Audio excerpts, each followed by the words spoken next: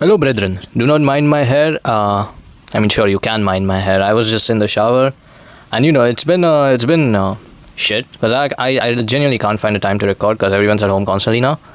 And the thing is, there's also construction going on, so like above me, below me, everywhere. So alright, so it's gonna be scuffed videos, but you need to learn to embrace change. And the thing is, right, communication is key in every single aspect of life. Because when you don't communicate, there very rarely is exchange of information, right? Of course, communication is the interchange of information.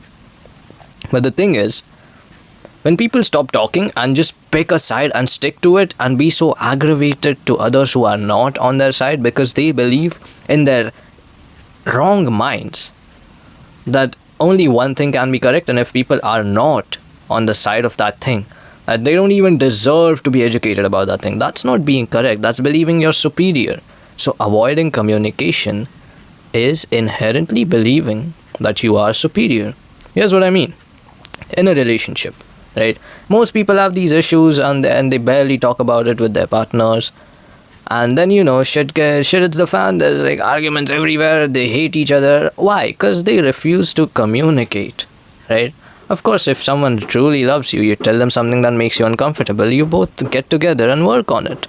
When the communication doesn't happen, the working doesn't happen, and you'll be unhappy and you'll eventually make the other unhappy. Same goes on with families, same happens with countries. When the government cannot communicate with the people on what they plan on doing before they do it, on what they intend to do before they do it, and if it fails to deliver on the things it promised were gonna happen, then that is a failing society. With families, if you don't talk to your parents about your passions, what you actually are interested in, if you actually like doing the things that you are doing, things will go south. Let me give you an example. I've always been like a high achiever in terms of exams and shit, right? But I have never enjoyed studying. And it went to a very bad place because in the COVID lockdown era, my grades dropped hella. I was actually starting to become low-key retarded. And my parents, this was a shock for them because I've never been the type of guy to score low marks, right? So when after the COVID era ended, right, 2022, entered school back again, 8th grade, I'm getting shit marks. And it's like, wow. For them, it's a shock because I've never even had the time to think whether I like studying or not because I've been so young before the COVID era.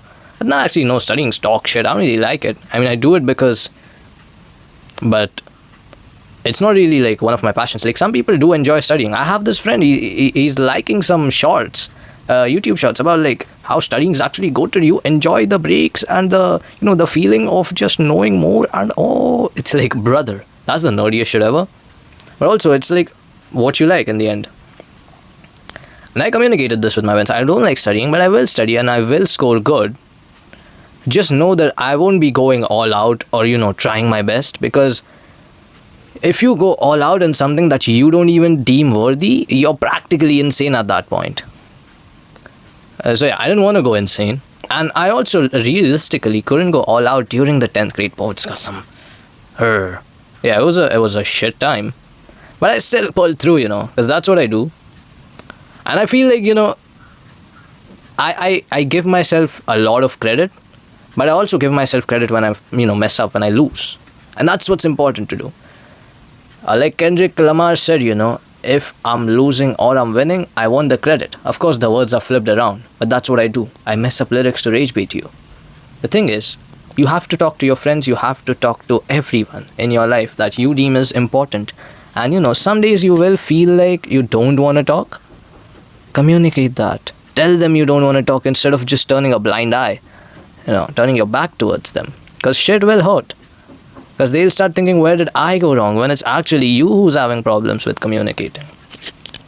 And, at the end of the day, you just got to talk it out. And, you can have opposing beliefs, you can have opposing views.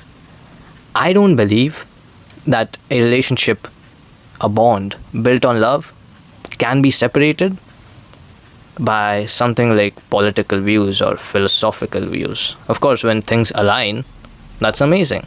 But it shouldn't be broken just because you disagree on some topics and agree on others. Or even if you disagree on like various topics. Right? Because you can talk about it, you can get their opinions on why they think what they think. If you think it's so flawed where you can't trust them as a person, sure, that's valid. But you don't want to make mistakes, right? Because when you have lack of communication, you can leave someone by assuming something else, talking to someone else, making all of these assumptions because you're not communicating. How are you going to even know what this person is when you don't communicate with them? And you may just end up leaving a bond, a relationship, a friendship, just off of pure schizophrenic vibes. And, you can really mess it up because this person could have actually, probably been like a really goated person, but you'll never know now.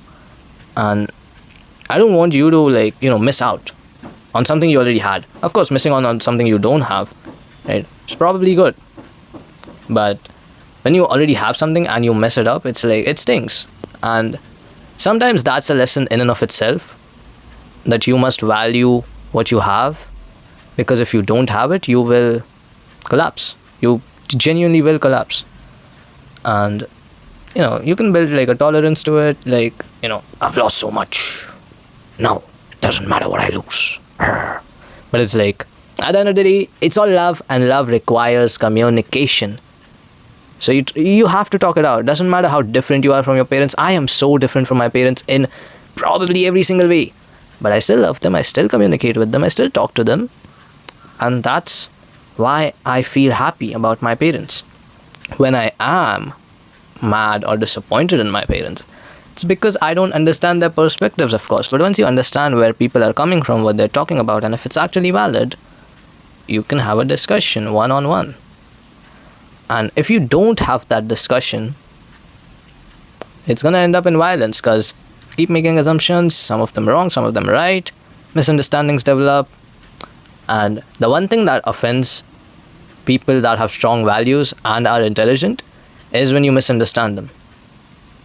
When they're wise, on the other hand, they don't really give a shit if you misunderstand them, because you misunderstanding shit speaks more about you, right? You misunderstanding shit and not trying to get to the bottom of it, but instead drawing a conclusion from your own head about it. That speaks more about you than it does about them. So yeah, keep yapping, gang. Who doesn't love yapping? So keep yapping. It's all good. It's all love.